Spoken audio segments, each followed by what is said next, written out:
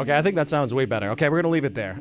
Well, hello, my friends. We meet again. It's been a while. Where should we begin? Now, I know you're looking at a little bit different of an angle of my office here, and that is because I have this. This is a Marshall Valve State 8080 combo amp. So this right here is essentially the Valve State 8100, amp head, but in combo amp form. Now, I'm not sure where you guys are from or what the market is like there, but here in Canada, the Valve State 8100 head itself has seemingly become unobtainium, as in there are none for sale, and the only ones you could find are on Reverb, being sold in France for like $2,000. Now, lucky enough for me, I got this Bad Sally right here, shipped to my house for about $320 Canadian. I won the auction. I think it was being sold by some thrift store or something, because the only other things they had for sale there were t-shirts. So yeah, I think I got a screaming deal on the thing. It's a little bit beat up, it's a little bit crusty, but hey, kind of like that. Now, this amp was probably made in the year I was born, 1994, around there. And the reason why we bought it, of course, is we are looking to chase the death tone, right? And I'll explain a little bit more about that in just a second, but I just want to give a shout out to Pull the Plug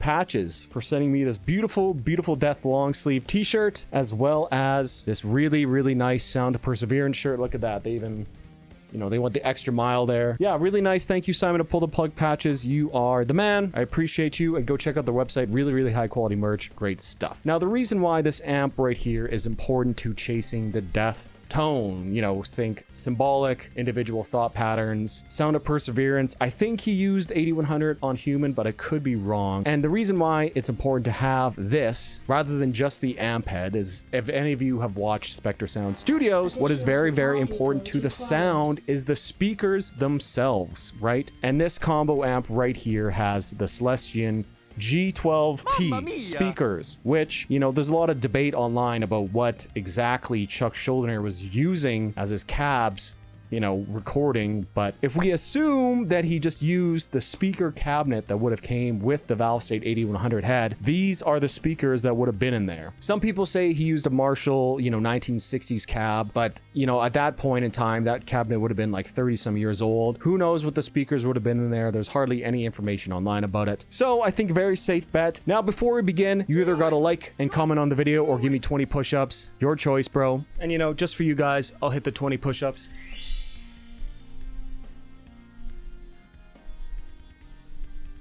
All right, and to demo this here, I'm going to be playing my new to me, BC Rich Ironbird with a single EMG 81 in the bridge. And if that is not budget friendly enough for you, I have this $200 Ibanez Geo with a $100 pickup in the bridge. And that is, of course, the famous X2N, which Chuck had on his Stealth. So we'll be testing these out. This one just has like extra thick strings on it. I have Ernie Ball Mammoths on here, and it's set up for C standard, but I tuned it back up to D just for this video. And the reason why it's in C standard will be revealed soon enough in time. But yeah, don't worry. So we'll be testing that out. And to make this sort of even more budget friendly, I actually decided to pick up one of the Shure SM57 clones off of Amazon here. I was just way too lazy to drive to my band member's house to go pick up my actual SM57. So I figured, why not go extra budget here. That mic was about 27 Canadian dollars, just going into my Scarlett. Yeah, so that's the signal chain here.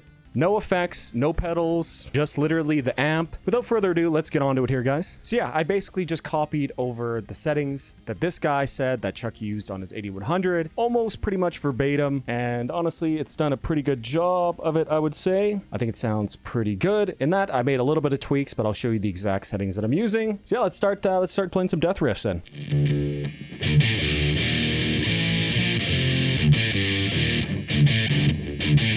Oh my god, man, you get on camera and you just stop. You just forget how to play every song.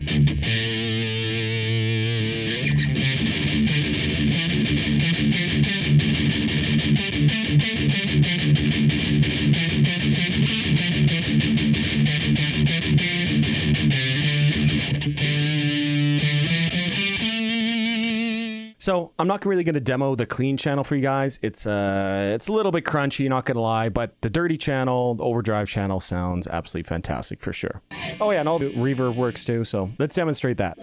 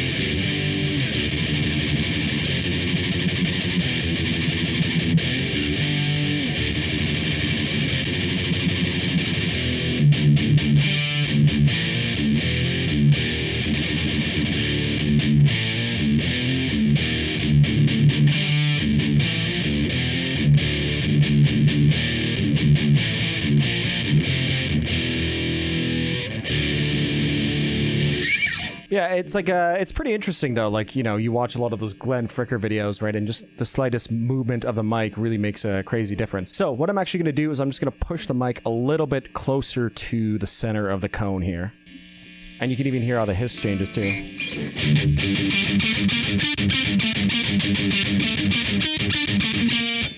Okay, I think that sounds way better. Okay, we're going to leave it there.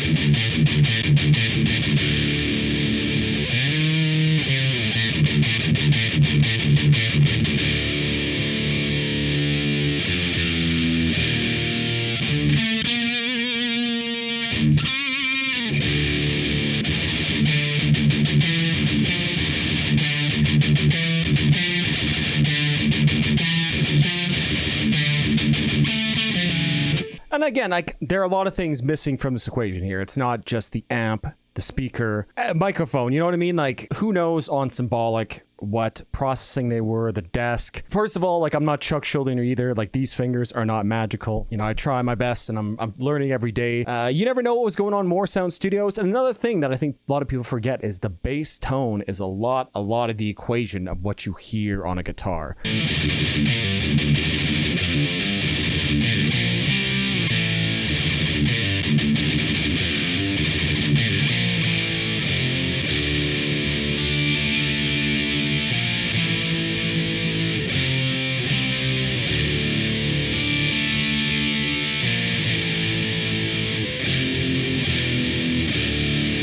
So yeah, if you buy or get one of these amps, you know, you can just copy the settings exactly. SM57, XM57, as close to the speaker grate as possible, right under the A. You'll get this sound, right? Probably give it a high gain pickup.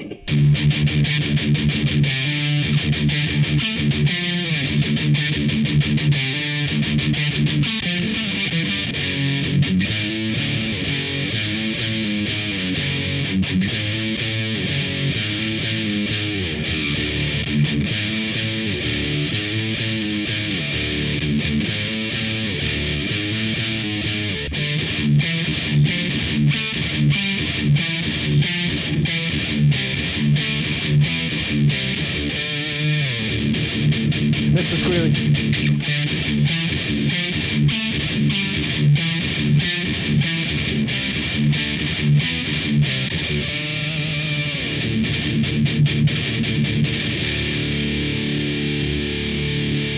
All right, okay, so a lot of riffs there. I'll pick through my best takes so I don't look like a complete noob while playing guitar. And let's try out the X2N equipped Ibanez here. All right, yeah, first of all, a lot different to hold. So yeah, what's going on here is like the X2N is like an exceptionally high output pickup. Like you look on the DeMarzio website there, like nothing even comes close. So I think a lot of Chuck's tone, because famously he didn't use any pedals other than I think a chorus pedal. So the X2N essentially, and you know, don't crucify me for this, but essentially it's sort of acting like an overdrive pedal, you know, like if you put it in front of like a guitar with a regular lower output pickup essentially.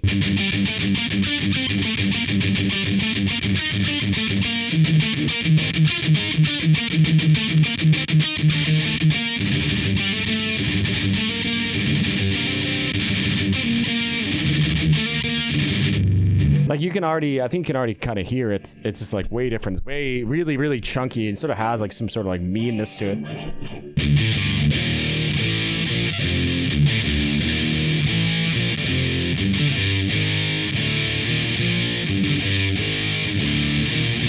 Like it definitely sounds like it has a lot more bass. It's pretty mean sounding. I think I actually kind of prefer it over the BC Rich.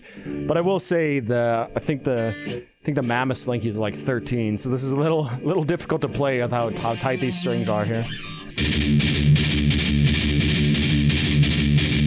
Damn, that's chunky. Let me just try. Yeah, let me just play the symbolic riff on this, and then I'll play it on that, and we'll compare them back and forth. And you can really hear just how different these pickups sort of sound in the same setup.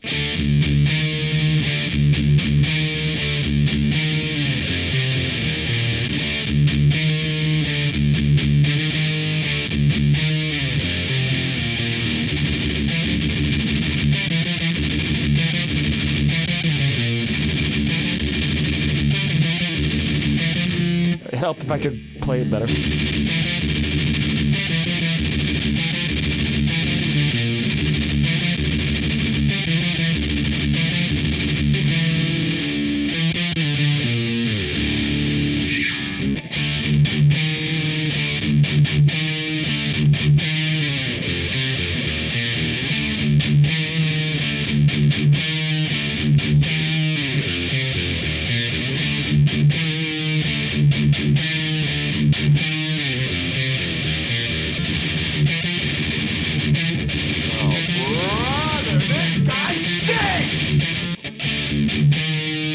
Okay, instantly I can hear it. This sounds way more like the death tone. That one's like, the X2N Crypt guitar is like super bassy.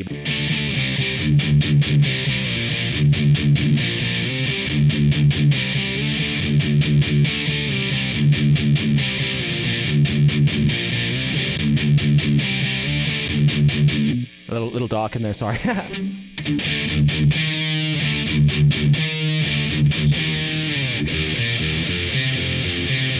Honestly, boys, like, this sounds pretty good to me, and this is like dry, no EQ, nothing. On the next videos I'll double mic this amp, so I'll put 2 mics up to it.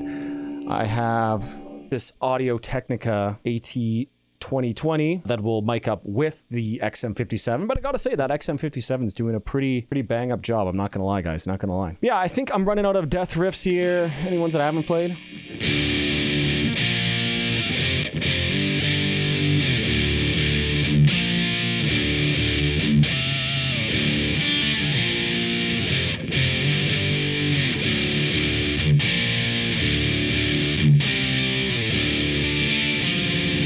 Oh yeah, how could I forget?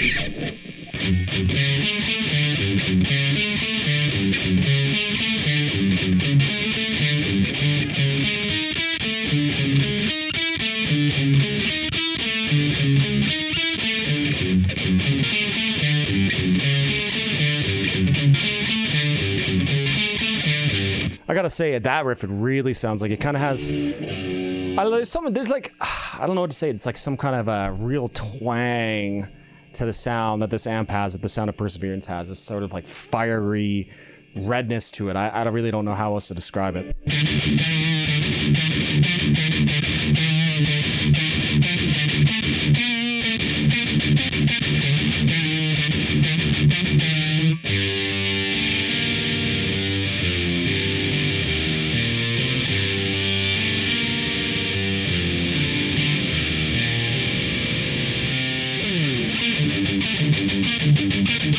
Oh, let me turn off the reverb here.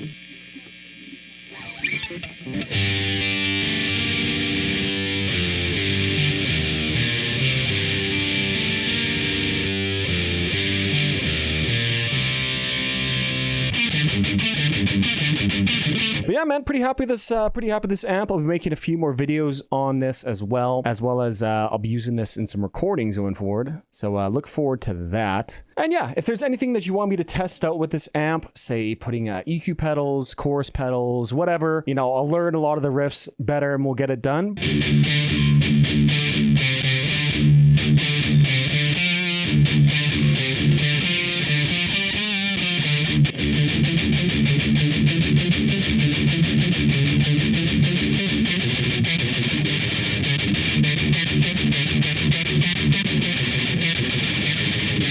But yeah, you know, this is really cool, cheap amp that you could probably pick up, man. Like, you know, this is just on some thrift store website. Again, I got this for like 300 Canadian shipped. So the auction, I got it for like $240 Canadian, which is like 170 US, man. Dude, I swear to God, you see Line 6 Spiders being sold for, you know, no hate against Line 6 Spider. I love mine. It served me well for like 15 years. But you see Line 6 Spider combos being sold for like more money than that, right? So yeah, steal of a deal, real cool amp. I've been Varvis.